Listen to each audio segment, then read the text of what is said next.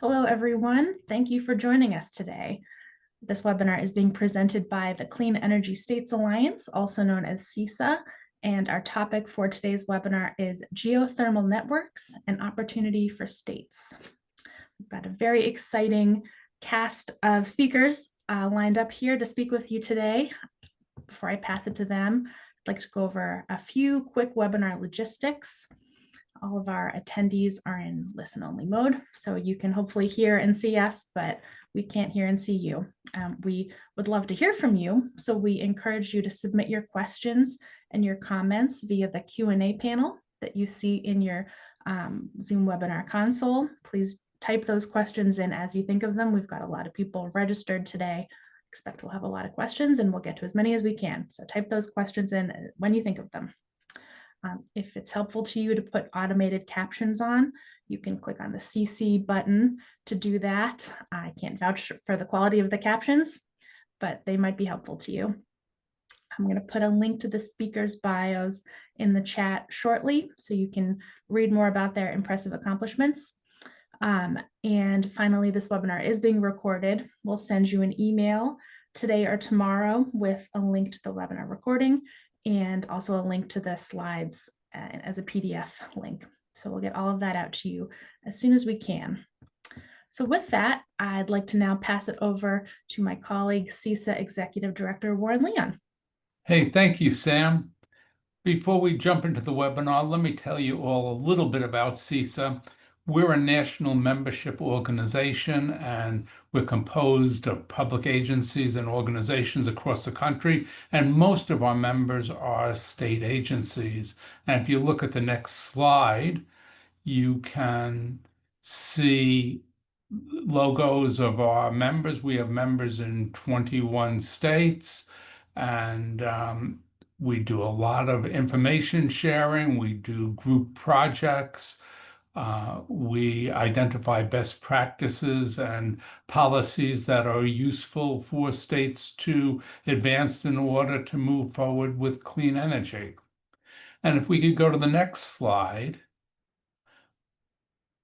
I want to jump right into this webinar. Before I say a little bit about the speakers, I want to give you a sense of the format. This webinar is going to be divided into 4 parts. We're going to have a short presentation from Zeyneb Magavi, then a short presentation by Nikki Bruno, and then we will have a moderated discussion where for about a half hour I will ask questions of all of our speakers, and following that we'll save about 15 minutes for your questions. So as Sam suggested, type them in.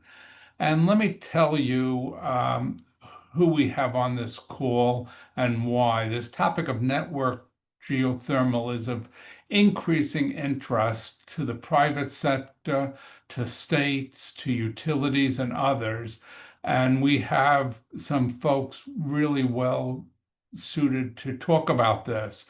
Zeyneb Magavi is Executive Director of HEET, which is the thermal energy innovation nonprofit that first proposed a transition from natural gas infrastructure to geothermal networks. In this webinar, her role will be to focus on the big picture, describing the technology, identifying the potential to scale up network geothermal energy, and showing us some of the momentum that's building around the country. Nikki Bruno is Vice President for Clean Technologies at Eversource Energy, the major investor-owned utility that developed the Framingham project we're going to hear about. She's going to explain why and how the utility is working to implement geothermal networks.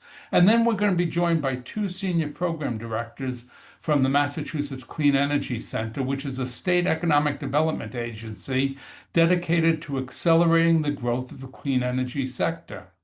Sarah Cullinan is Senior Director for Net Zero Grid, and she's going to talk about the grid and utility side of geothermal networks, including such things as integrated energy planning and geographic targeting and utility policy frameworks.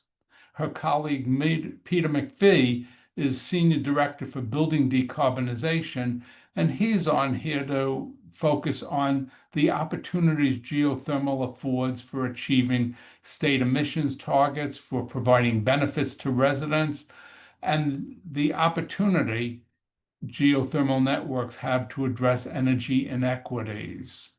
With that, we're going to move into our first presentation. Zeyneb, you're going to kick things off by telling us what heat is and explaining what network geothermal is. I'm delighted to do that, and I'm going to get my slides up for a moment. And there we go. Hopefully that is fine for everyone to see.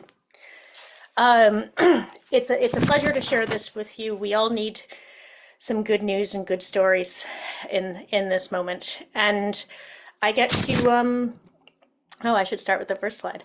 I get to explain to you what the thermal energy opportunity is and what a geothermal network is. I'm going to focus initially on some definitions because they actually matter quite a bit. And you'll see in the background of this slide a gas utility network, which, you know, in our neighborhood here in Massachusetts, first went in the ground in the mid to late 1800s. And some of those pipes are still there. And I think we're again at a moment where, you know, that infrastructure, a lot of it in older cities is at end of life. And we have in front of us the next 100 years, the next coming centuries. And this question of what should we best invest in is really the question that HEET started with as a thermal innovation hub, committed to innovation for the public good. We were looking at, you know, our local emissions mandates and our the safety challenge of aging infrastructure, along with the emissions challenge, and the question of you know, wise investment, the challenge of electric grid constraints and expansions, the challenge of a true workforce transition where everyone actually does get a similar like job, and a whole bunch of other elements. And so our approach is to systems change is to bring every stakeholder together, a very inclusive stakeholder network with all of the key groups that are impacted, and really try to build relationships of trust and understand what is most needed to move forward together. And I know that might sound out of date in today's polarized world, but the list on the right was our approach, the core needs of the system, working with every core entity around the question of what is the future of gas or the future of heat. And so, you know, this initially seemed a little challenging, but we began to look more directly at thermal energy. What is the energy system we are dealing with here? And so we've been I'm almost on a monthly basis delighted by increasing news of the scale of the opportunity that thermal energy is. And I just want to stop and step us all back for a moment. And thermal energy, climate change is a thermal energy regulation problem. Despite the fact we no longer use the words global warming because of the confusion, it is actually our atmosphere and bedrock and ocean warming over time. And that warmth is thermal energy. And so when we started to look at the numbers, it became quite shocking. It seems that our Earth, mostly our ocean, as well as our bedrock, very tiny amount in the air, is absorbing 10 times the energy that all of humanity uses every year. So in other words, the thermal opportunity all around us in this kind of what used to be called low grade, but I like ambient, is massive. And just recently, the IEA that published the first ever geothermal report, and in it was this kind of sleeper line that the technical potential of geothermal is enough to meet all heat demand, and then they just listed continents. Now, we'd like them to get the cooling in there too, but that thermal opportunity is massive no matter which way you look at it. And then if you throw in things like the waste energy from our energy system, referenced in this Sankey diagram, and start looking at things like sewer thermal and waste heat from industry, it's even larger. So starting from that opportunity, now what are the technologies that tap this thermal opportunity? The word geothermal is rather confusing sometimes. And I just want to be upfront and clear that all geothermal technologies provide stable, non-intermittent energy. And the two that I've faded out on the left in this chart they require a certain specific site, which some of your states may have and others may not. So we're not discussing geothermal power or geothermal direct use today, although they're awesome. Instead, we're looking only at the everywhere, anywhere geothermal in heating and cooling for an individual building, or more specifically, and this is the low temperature or ambient energy in the near surface, we're looking at the geothermal network. So before we get all the way there and describe it, I want to also address why are we calling it a network and not a district? And I apologize for this graph, but district energy has been around for a very long time. The Romans had district energy, and the conventional nomenclature for it is to call it generations: first generation, second generation, third generation, fourth generation. And what we're talking about today is a type of fifth generation, which is really fundamentally different. It's not got a central plant, it's decentralized. And when we're talking about that with renewable combustion-free energy resources, and then we switch it to a single pipe design, we have a thermal energy network. And that single pipe design allows us to do the high efficiency and utility growth.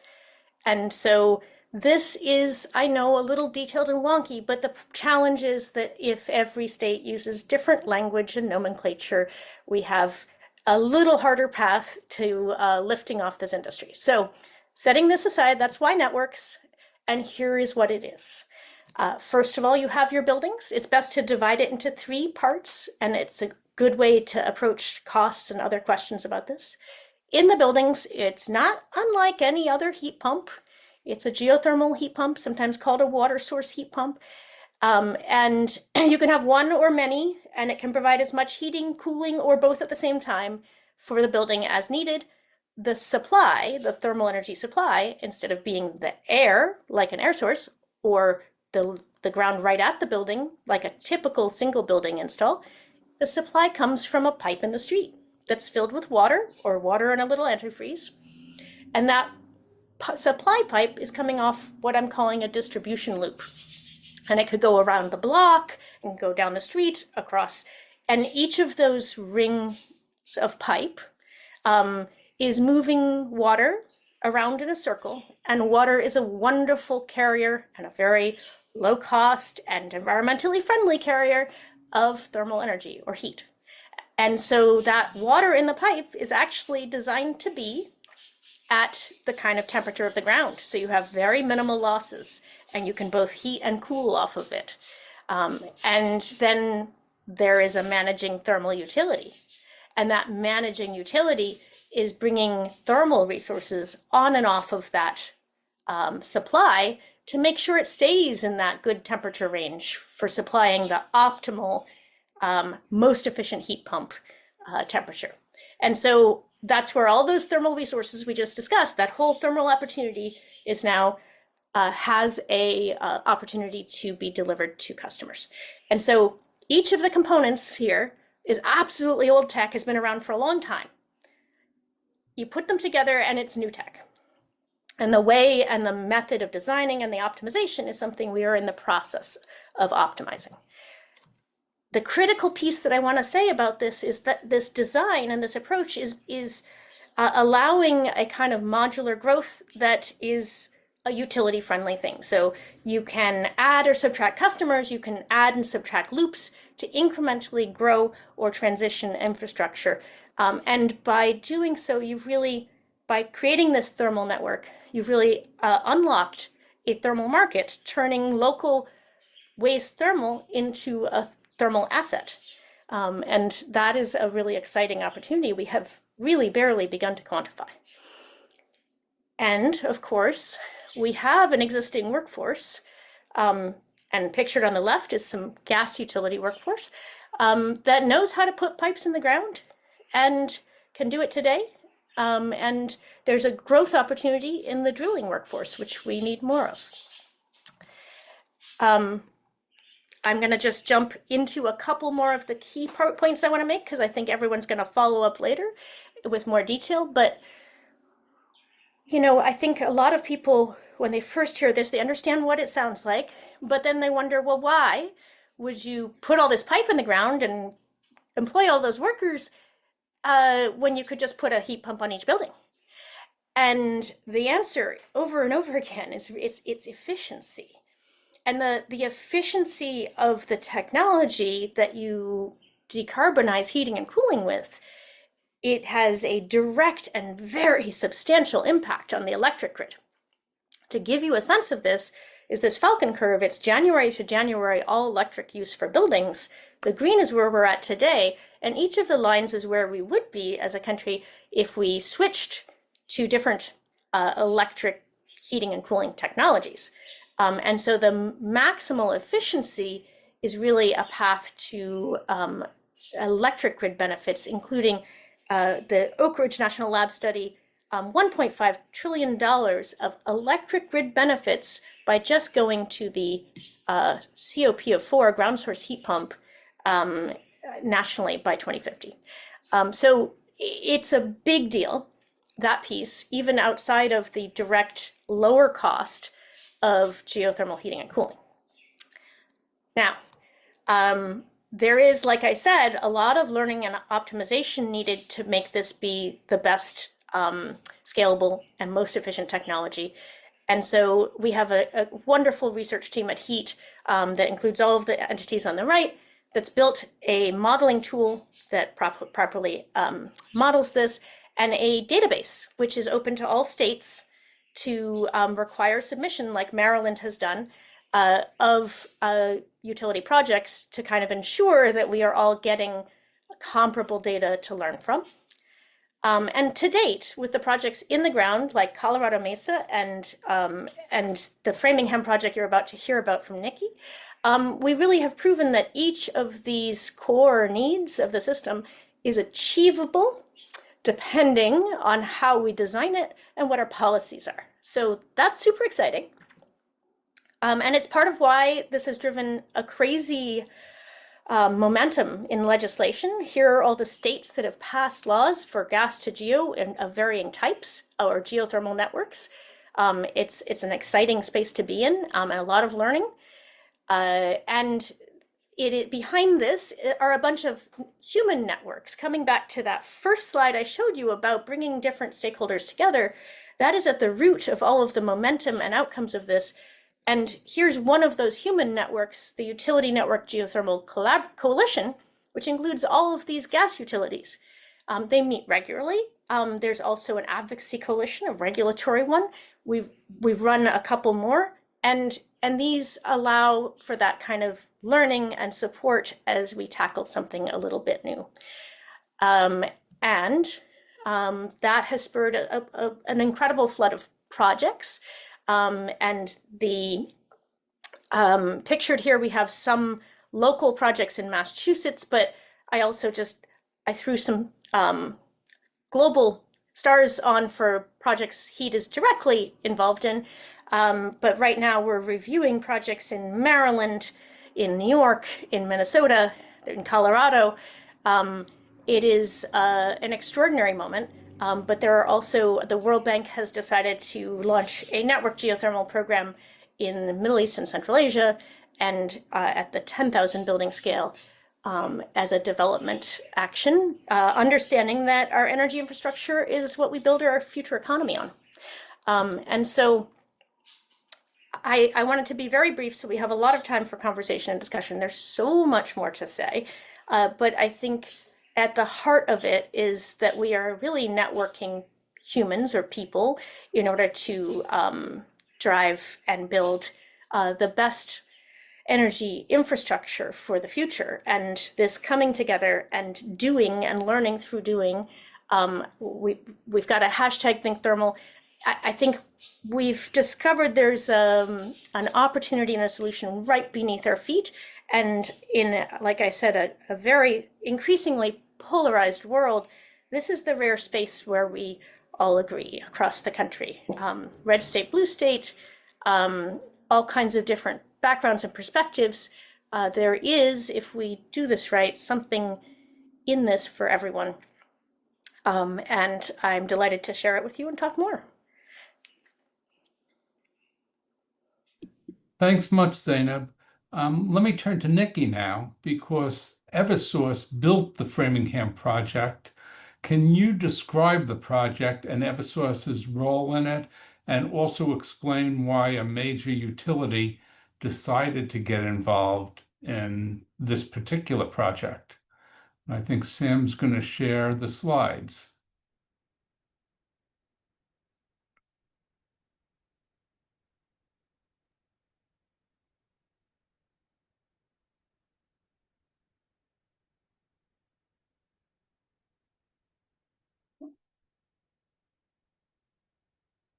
Sorry, I'm working on it.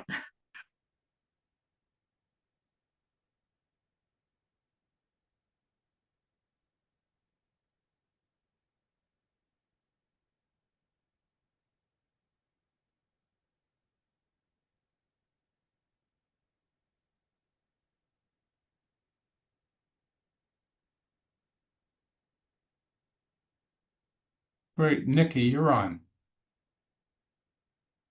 And you're muted.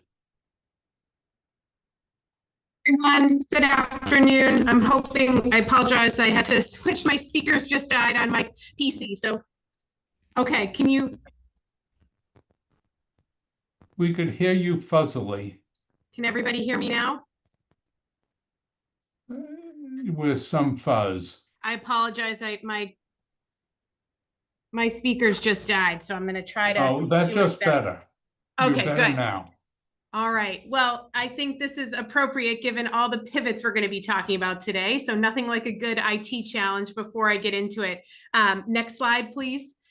And while we're flipping here, I'm just so delighted to be here with you all and with the panelists. So thank you for having me. My name is Nikki Bruno from Eversource.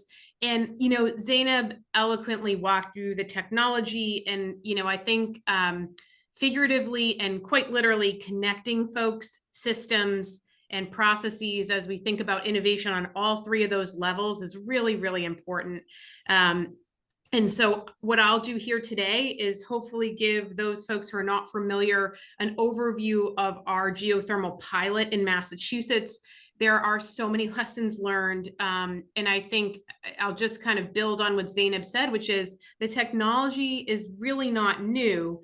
What's novel or new is how we're literally networking everything together, figuratively networking everything together. So in Framingham, what's very neat and tidy on this screen took a whole host of folks, teams, community efforts to get here. A lot of blood, sweat, and tears, I like to say. And so we've made it look pretty on this page, but I can tell you some of the story behind it. So to even get to what you're seeing, one of our gas subsidiaries in Massachusetts proposed 3 innovation projects in a rate case docket back in 2019. And what those 3 projects were about was this concept of network geothermal. Eversource, as other Massachusetts utilities, gas utilities, had begun working with HEET really around the topic of gas leaks. And I think, you know, a lot of openness on all sides and interest to think about what could be a real opportunity for our customers, for the environment, bore out this network geothermal idea. And I'm just really pleased to show that these types of partnerships where you can find common ground do work. And I think as we try to look beyond what we can accomplish and how quickly we can accomplish things, we need to continue looking for these opportunities because there's a lot of roadblocks that can come up, right? Whether we have them under our control or not. And so, you know, it may feel like a longer timeline to some, a short timeline to others, but working together from the get-go on this with folks like HEET have been really instrumental to help a utility like Eversource get this into play. The rate case was decided. There was an order that our regulatory body issued in late 2020, and it included approval of one of these demonstration projects. And so I think it was with really good foresight that the department at the time had said, not prescriptively, but go to an urban dense area in your service territory, try to convert gas customers, convert delivered fuels customers. The program was really, or the demo was really proposed around trying to convert oil and propane customers to network geothermal, because there was a very clear value proposition for both emissions reductions for the end use and also cost savings for the customer. And you know, they didn't give any sort of prescriptive, we need this much percentage retrofit, this much percentage new construction, or even split on customer classes such as residential customers or commercial and industrial customers. And so, you know, this was the time of COVID, and that cloud was really hanging over everyone's heads. And we weren't really able to, if you remember, even have a meeting in person, never mind go out onto sites and actively collaborate. So much of the early beginnings of this pilot were virtual. And, you know, HEET had a host of charrettes with a lot of interested parties on this idea. And we had started also engaging with towns or cities and towns in our territory that we thought might be a good fit for this pilot. And, you know, it was a bit of an art and science, because how we started thinking about site screening, feasibility for these networks even to be installed, we're utilizing the regulatory order as kind of I'll say the first set of criteria were pass-fail criteria, right? What would show that we were in compliance with our order? And then a deeper dive into the qualitative and quantitative components of what we were looking at and what we were trying to test. And really, we were trying to basically test three main, I'll call them hypotheses, right? And that's what this pilot is all about. Number one, you know, is this a financially prudent service to offer to customers? Meaning, can we manage the cost? Can we manage the capital deployed to provide a good service to customers? Two, does this solution result, or does this option result in environmental benefits, which I really equate to emissions reductions? And then finally, and perhaps almost the most important, how do customers perceive this service? Do they like it? Are they satisfied? And that can be a tricky one. And I think from my perspective, certainly at the utility, this whole story is about customer adoption, satisfaction, and interaction. Which I think, you know, certainly here at Eversource, we manage and interact with customers all the time. And, you know, you have to make this proposition interesting to them, important to them, making sure that it hits all of the necessary pieces that they're looking for, which, you know, when you have quite a bit of customers, that can be difficult to do. So where we landed, just to kind of move the presentation along, because I know we have a lot of great questions and content to cover, is a single pipe system of about 1 square mile of pipeline up to about 36 buildings, 140 customers. And they were varied from the different types of buildings. So some were residential, single family, some were apartment buildings or duplexes. We have commercial buildings, we have municipal buildings, which I thought was a really neat customer to see, because basically the host community, in this case Framingham, was basically saying, not only do we want to host this infrastructure, but we're willing to put some of our buildings, attach some of our buildings to this infrastructure. So really great from a confidence and trust aspect. The fuel sources that customers were switching from to network geothermal were also varied. We treated converting gas customers as a mandate. We're the gas company. We wanted to provide this thermal service. So we just thought, again, that was the right thing to do. We do also have, as per order, delivered fuels customers that have converted to geothermal. But the really, or I should say, and the really interesting fuel type that we also procured was electric resistance customers. So, you know, electric resistance, and it has a very low coefficient of performance. It's not very efficient. And so we had customers in the housing authority, a low-income elderly housing set that had electric resistance, and that we converted to network geothermal. And, what's really impactful to tie to some of Zeyneb's remarks is that, when you think about the concepts of integrated planning, how systems like these may positively impact the electric grid, we moved a host of customers onto network geothermal that were perhaps, on a peak day, really, really energy intensive with electric resistance as their primary heating source. We had 3 bore fields attached to the asset set of mains and services into the buildings. And we also, in this unique situation, own the behind the meter equipment for the duration of the pilot. So what that basically means is we installed the ground source heat pumps, and we're taking care of those customers as we move through our operations and maintenance phase, which we're in now. I have on the next slide, if you move to the next slide, I have a couple of pictures of the construction. And as Zeyneb said, some pictures here we can talk a little bit more about, but just for some visuals.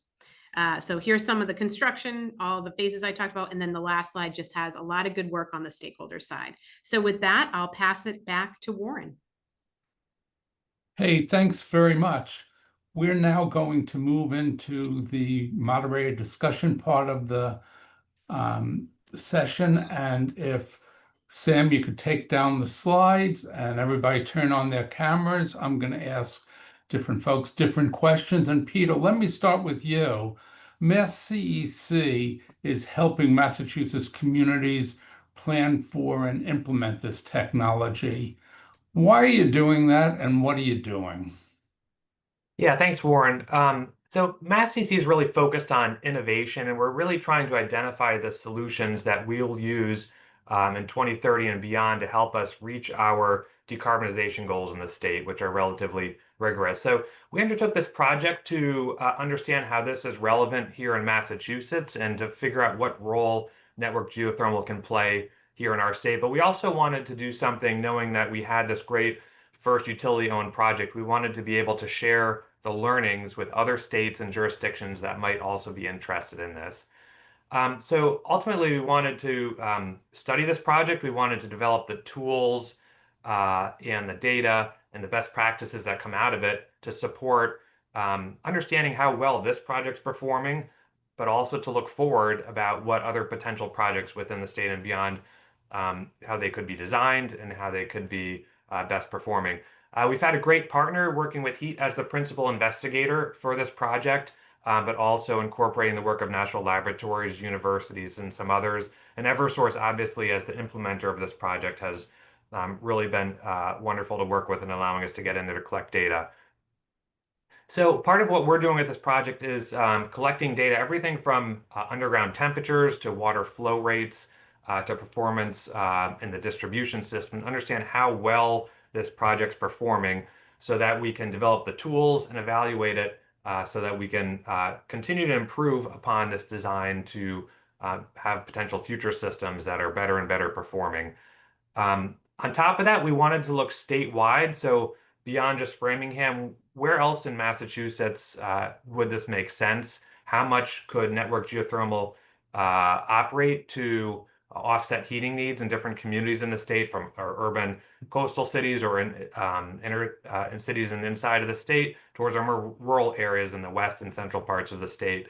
And then beyond that, we also wanted to work with communities who were interested in looking locally where they thought there could be valuable project opportunities and supporting them to evaluate that and to potentially bring those projects up to the development stage.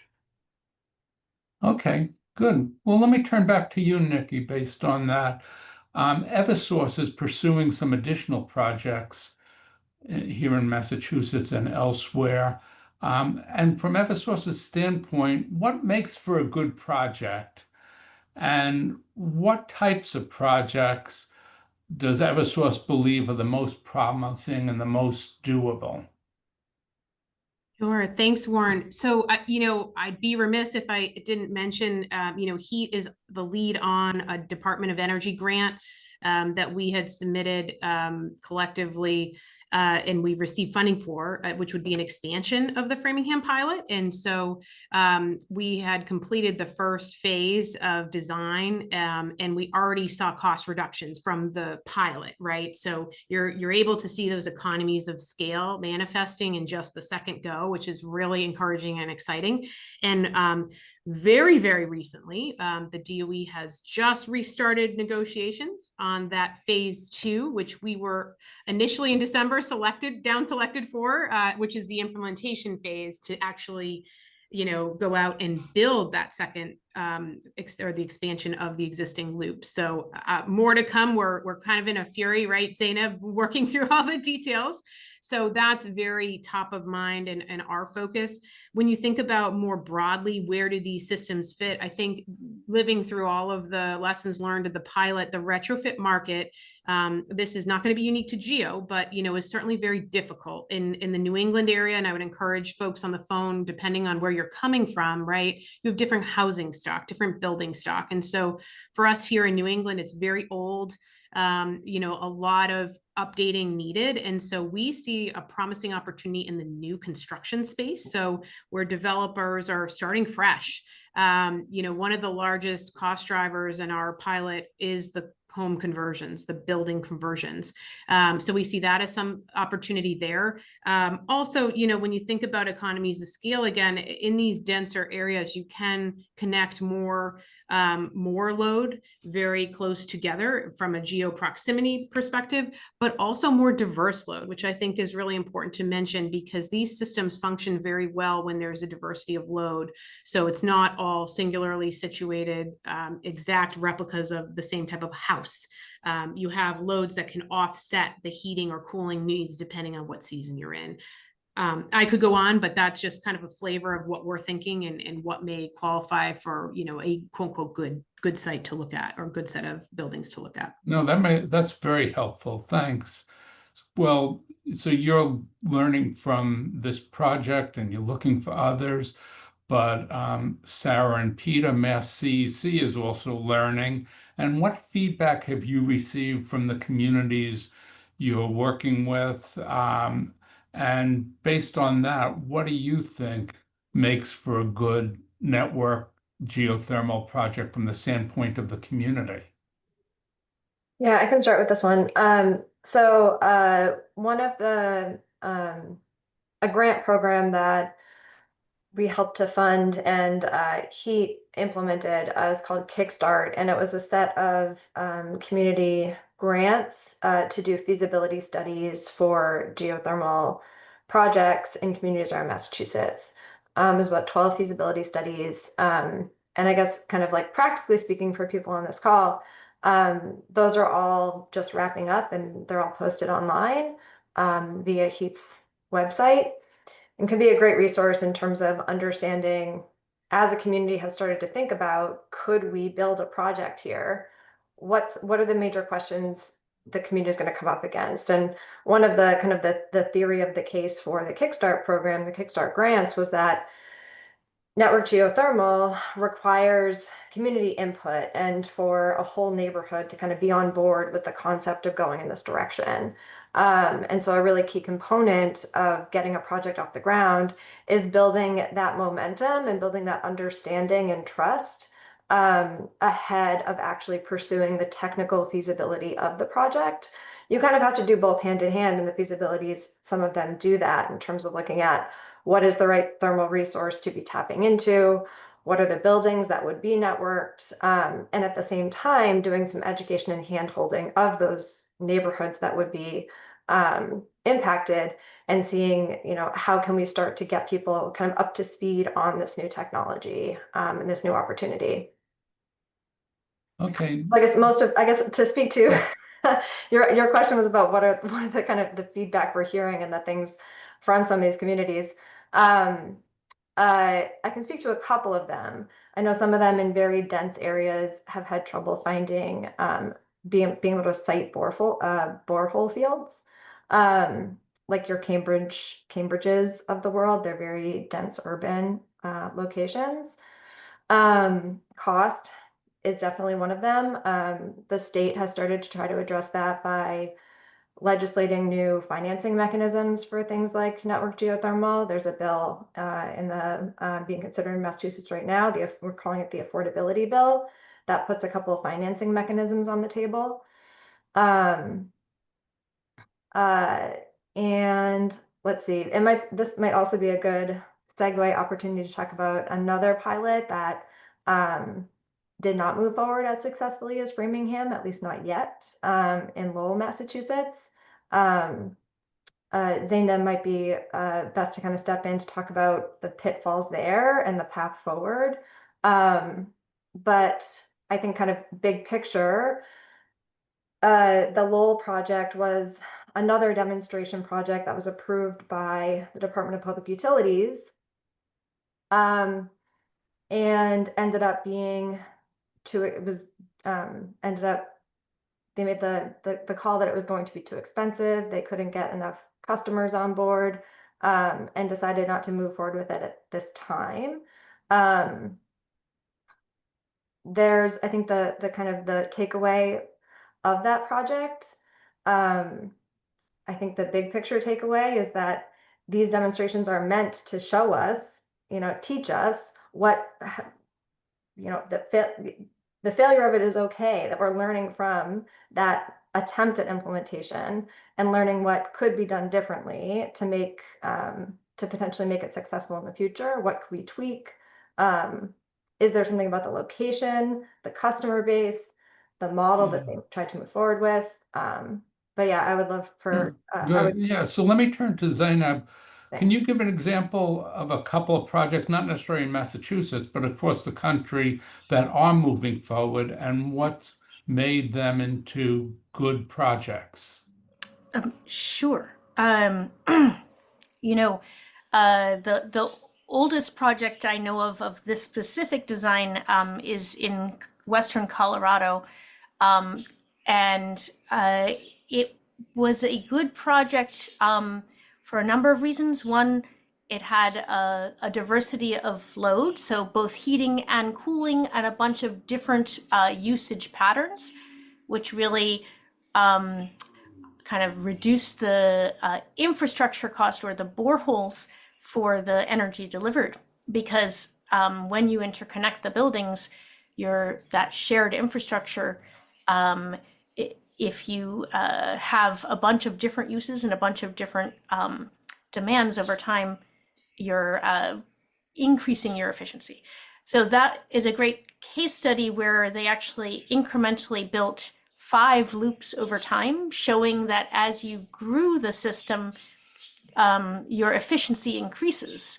And so there's another project also in Colorado, in Western Center, that has no boreholes. It has waste sewer thermal recovery, also has that ambient temperature loop single pipe design. And that's a wonderful project. It has the diversity of load, a bunch of different customers, appropriately large scale. And it's also just demonstrating that where you do have other thermal resources other than boreholes, that's a fabulous thing. There's a great project or two filed in Maryland right now. I would say there's still a lot of opportunity to optimize costs, and I would, to Sarah's point, I think one of the core learnings we have that we're attempting to share out with projects in New York, in Maryland, in Minnesota, and across the country is, with those 12 community-initiated projects, they're beautiful case studies, and they also illustrate that when a community goes out and hires an expert to calculate this, the methodology that experts today use is very varied. So there's a real need out there to standardize and optimize the methodology, or we're getting projects that are priced much higher than they need to be. And then I think that Lowell project that Sarah mentioned really illustrates this, and also adds another factor, which is, if you make the project too small in terms of the overall load and number of customers, that shared infrastructure, it becomes too high cost for the handful of customers to carry. So there really is a lower threshold on size, and just like that Colorado project demonstrated that growing it increases efficiency and lowers costs, going too small makes it kind of cost inefficient to start off. Okay, thanks. Well, look, I want to turn to audience questions because we've gotten a lot of them, and I want to make sure we turn to some of those. And one question is, if you're designing a loop like the one in Framingham, what happens if some customers balk and don't want to participate? Does that sink the whole project? And I don't know who wants to answer that, but I leave that to you folks. Happy to take a first stab at that and welcome others to join, Warren, because I think this is where you get into that comparison of how thermal networks can feel very similar to gas networks. My team is very familiar with adding customers, right? We manage our gas customer accounts today. We renamed the group because they sold the geothermal network because they just are now managing thermal customers as well. And I think, you've got to do some math around when you're in the project, I'll call it siting phases, right? Like you have, in our minds, the way we approach Framingham is we had a primary loop. We also had a backup or an alternative loop. So if we couldn't get a critical mass of customers on that loop, we could perhaps resort to that plan B. What that break point is probably is site specific, but I think when we think about gas expansion, I don't know how often we had 100% subscription, let's say, on the street all the time. But that's going to be one of the rubs, I think, as we develop these networks, that we have to balance spending money, making sure that we're providing customers whatever choice they want, and yet having enough scrutiny on the capital side to move ahead with a network. So from our perspective, what we try to do in Framingham, which I think we would try to do going forward, is make the appealing business case, I'll call it, for each customer. That takes a lot of work. And I don't think that the customer adoption piece I said at the top can be overlooked, because most folks are making decisions with their wallets. I mean, some are certainly driven by environmental factors, by community factors, other factors, but it really comes down to cost. And so we try to approach the customers with that math. I think as we get a better handle on cost, that argument could get stronger. And thanks. And is this like a gas network where it's possible for additional customers to add on later on? Or is this like you have a one opportunity, and if you don't buy in from the beginning, a customer is left out? Yeah, there is an opportunity for others to join. I think, and that's in our design of at least Framingham. We feel like some of the customers that we couldn't extend this to, we did have a finite budget, right?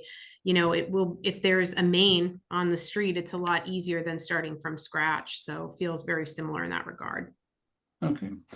And a question we got is about the applicability of network geothermal to a more rural state with a more dispersed population. Is that not going to work? Do you have to always be going for clustered populations? I'm happy to start that question. Please. And I think it's actually, there's a little bit of a fun answer, because if you put houses a mile apart, it doesn't make sense to build pipe between them. And we know that threshold is there. Our best approximation of that threshold is basically similar to the gas system. If it makes sense to pipe gas between houses, your load density, energy use intensity, it's probably reasonable to consider network geothermal. But I see that there's so many amazing questions. I can't wait to answer all of them. But one of the things that's exciting about rural is if you have a water network and you have houses spaced out far enough, you technically could, if you got permission, use your water network to heat and cool all those houses. Okay. Well, let me talk about another thing about comparison to existing networks, what's the optimal net depth at which the distribution loop should be placed? Is it comparable to gas and other buried utilities, or is it deeper? We're a little deeper because again, I'm going to piggyback on Zeynep's water comments, right? If this is more of a water-based system, like, typically where gas pipes are buried at, 3-ish feet under below ground, give or take, these are at 5 in Framingham. Again, I don't know that that's an exact, but you got to consider a lot of things when you're thinking about the design and locating, including whatever the depth of your water system, because where there's no frost line, you're actually just protecting the water from getting overheated by being near the surface. So Okay. whatever depth your water system is. Okay, that makes sense. So, Sarah and Peter, what sort of advice would you give to other states? Would you encourage them to promote this technology? And do you have any suggestions about what they can and should do to bring it to their states? Yeah, I'll jump in, Sarah, and then maybe I'll pass it over to you if that's all right. So I think first of all, we've done a lot of planning around, how our energy systems are going to change over the years. And I think looking at this solution as part of that planning was really a critical element to understand, the potential that it has in the state, but also what are the policies and other elements that are necessary to get there. So I think that was one element that's important, sort of in the high level thinking. I think a lot of the early challenges of trying to understand how to do this correctly, hopefully some of those are getting solved in real time here with some of these projects being developed. And I dropped in the chat a resource that HEET put together for the Leg Up project that is trying to share out a lot of these learnings that have come from that project and from beyond, so that in looking at how best to do this, some of those early stage learnings can be replicated without having going through the multi-year process there. And then I think also communicating the potential benefits here, where we see that there's not only the higher efficiency, but there's equity benefits because you're using a utility-owned system to serve heat to customers, and you're sharing that cost across utility customers, as well as the grid benefits of it are really things we need to socialize and talk to our peers about in order to make sure that's understood. But then pass it over to Sarah maybe about some of the major policy changes that we've seen in the state that have been helpful as well. Yeah. So I think the at least the way I have started to see geothermal is it's like a third tool in the toolbox when it comes to, or it's a new tool in the toolbox when it comes to decarbonization. And just like Zeynep was talking about, the next generation of our utility systems. And in Massachusetts right now, we're working a lot on the transition off of natural gas. And as part of that process, doing integrated energy planning between the gas systems and the electric systems. So more or less what's going to happen in the transition in Massachusetts is transitioning the entire load of the gas system more or less onto, at least the way it's planned right now, at the state planning level, the load from the gas system onto the electric system. And geothermal starts to provide another avenue. That does not mean that the entire load that you would see if you were to go the air source heat pump route. You can defray a lot of that load if you instead strategically plan geothermal as well, or have it as a tool in the toolbox for avoiding some of that electric load that would otherwise come from air source heat pumps, especially in areas of the system that could be constrained, where infrastructure could be constrained to build out the capacity for full electrification using air source heat pumps. So that's kind of the high level perspective. But I think, Peter, what you're prompting to is kind of how the state has moved in that direction. To give a little bit of a roadmap, it was really, it's been hinted at, but the first geothermal projects were demonstrations that were proposed to the Department of Public Utilities and approved in that avenue as demonstration projects. There's a separate kind of track, a separate recovery mechanism and assessment framework at the DPU for demonstration projects that allow them to be ratepayer funded. Kind of in parallel, the Department of Public Utilities also considered the future of gas and released a couple of orders in a docket called 2080 about the future of the gas utility model. And so all that contributes to the momentum toward geothermal as an option for gas utilities. In parallel, there's been a couple kind of key pieces of legislation in Massachusetts defining gas utilities as being able to own thermal infrastructure or be thermal utilities instead of just gas utilities. And I also mentioned earlier, there's kind of expansions of that capability and new financing tools that can be used for geothermal networks in recent legislation that's being considered as well. So those are kind of the more those kind of policy and regulatory mechanisms, yeah, including integrated energy planning, which is also part of the state's grid planning process. Great, thanks. Well, we have 4 minutes left, and I'm going to give 2 of them to Zeyneb and 2 to Nikki to give some last comments. But one of the things I hope one of you will address is an answer to a question. Nikki, you suggested that this technology is especially appropriate for new construction in new neighborhoods. How would the cost of this compare to building out a more conventional gas infrastructure in those same neighborhoods? So I don't know which of you wants to go first with your 2. Nikki, why don't you start? Sure. And I guess, can I put the ultimate caveat here, right? I mean, we have done one pilot at Eversource, and as I know, we're trying to learn from others, and we're also part of that utility collaborative. That's another story of how that started for another day. It was great, very grassroots.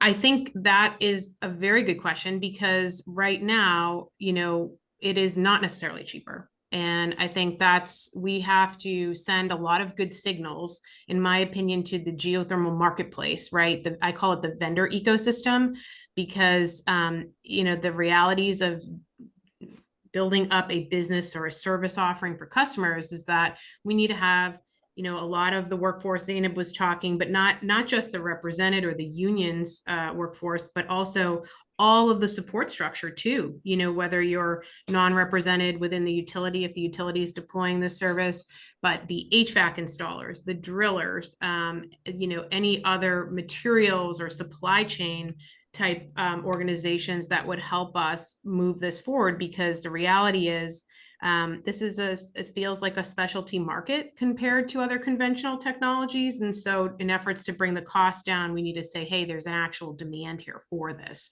So that's something we're focused on doing and trying to crack that. But obviously just us alone, that's not going to do it, right? So this goes back to the thread of working together.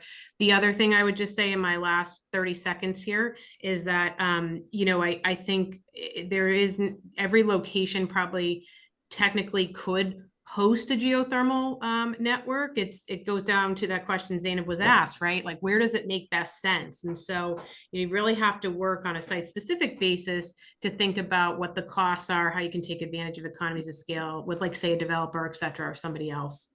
Zeyneb, I'll pass it to you. Absolutely. And I appreciate the way you frame that. HEET will be publishing a cost framework in another month to help people try to understand that there's really 2 answers to that. On a life cycle cost, this in some projects has been lower cost than gas. It really depends on what you're comparing. Are you accounting for the build out of the gas system or not? And the cost of geothermal energy is lower than the cost of gas energy, but you have to build the infrastructure. So it also depends on what time scale you're looking at. So that age-old question of kind of steel for fuel really plays out in this. The cost for the customer can be lower depending on the decades you amortize the infrastructure. I will also say that the set of questions in the Q&A is fantastic. There's so many questions I want to rapidly answer. And so Warren, if you're able to save that, I'm happy to answer the questions and you can send them back to people. Sounds great. Well, that's a good final comment to end with. Thank you all, Peter and Sarah and Zeyneb and Nikki, for all your thoughts today. And thanks for everybody in the audience for showing up and asking questions. And we're not going to end this topic. We'll be following up in different ways. So thanks, everyone. See you soon. Thank you. Thank you, Warren, and thanks to CESA. Bye now. Bye.